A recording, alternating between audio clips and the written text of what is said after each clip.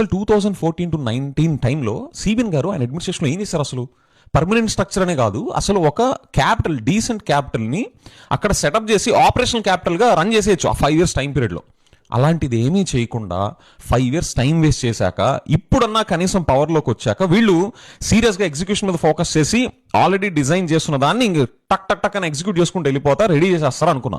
కానీ ఇప్పుడు ఇంకా 44,000 acres యాడ్ చేస్తారంట. పోనీ 2014-19 జగన్ గారు సీఎంగా ఉండి ఆయన ఈ 54,000 acres లో ప్లాన్ చేసి, చచా అసలు అది కరెక్ట్ ప్లానే కాదు, మేము వచ్చి ఇదిగోండి ఇంకో 44,000 acres యాడ్ చేసి ఇలా చేయాలి అని మీరు స్టార్ట్ చేసినా అది ఇంకో లెక్క కాదు కదా. మీరే కదా ఆ టైంలో చీఫ్ మినిస్టర్. ఇది ఎలా ఉందంటే అహనా పెళ్ళంటి సినిమాలో అక్కడ చికెన్ చూపిస్తా, రైస్ తినిపిస్తా, రైస్ తింటా ఉంటారు చూసారా, ఆ టైప్ లో మీరు క్యాపిటల్ ఇదిగో క్యాపిటల్ ఇదిగో క్యాపిటల్ అని చెప్తా ఏమి ఎగ్జిక్యూషన్ చేయకుండా ప్రతి టర్మ్ కి ఇదిగో అదైపోద్ది, ఇదిగో ఇది చేయబోతున్నాం ఇది చేయబోతున్నాం అని చెప్తా అసలు టాంజిబుల్ రిజల్ట్స్ ఏమి తీసుకురాకుండా మీరు టైం పాస్ చేసేస్తారా 2047 దాకా?